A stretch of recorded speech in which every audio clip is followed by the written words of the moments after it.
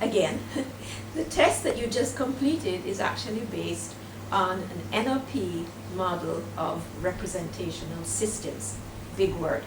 All it is really is our preferred modality for taking in external information and coding it and storing it in our brain so that we can represent it at a later time. Now, you probably figured out that these representational systems actually relate to our senses as to how we experience the world. So, let's take a look at them. So the first one, of course, is our seeing ability. And as we call it in NLP, this is really our visual or visual sense. And the next one is, of course, our hearing. And this is all about our auditory sense.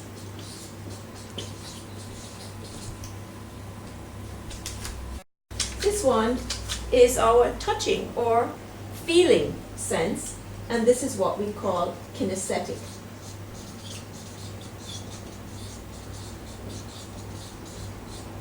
And the next one is our tasting, which of course we call gustatory. And finally, here, our sense of smell, which of course we call our olfactory sense. Now, we actually group these and we call them for short VAKOG. VAKOG. Now, all of these relate to our primary senses. And when we take in information, they go to a particular part of our brain. Now, we take in that information and it's actually coded, as I said before. It's not exactly the same as the actual experience, and so it's represented in our brain in a particular way. And this is what forms the representational systems. Now there's one more, which of course you're probably saying, well, if I'm an auditory digital, then where is the auditory digital sense? And the raven. So here we are. This is the auditory digital, and of course expressed and coded as language and symbols. Now the auditory digital sense, of course, as I said previously, tends to dissociate you from the actual experience. Now, of course, when you use the auditory digital sense of processing information, it's really good in a business setting, in an organization. Maybe not quite so good in all facets of personal relationships.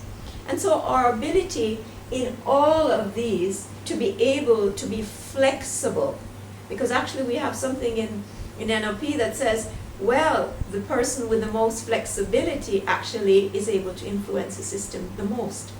So the ability to actually use all of these senses is key to being influential. Now, VAKOG. Often the G and the O are actually subsumed in the K. So we end up with visual, auditory, kinesthetic, and AD, which of course are the four particular groupings of individuals. Now, everything that we experience in life is coded using these representational systems. Everything that we experience. So it means that it's very important to understand our representational systems, because in that way we can actually affect the meaning and the feeling that we have. It forms the basis for a lot of the techniques that we use in neuro-linguistic programming, so that you can actually change beliefs, we can change strategies, and it's a way of intervening in our minds in order to be able to change our state. So understanding the representational systems is very key to much that we do in neurolinguistic programming. In the next video, we're going to speak about how we can use this information about the different representational systems in order to be better communicators. So, look forward to seeing you in the next module.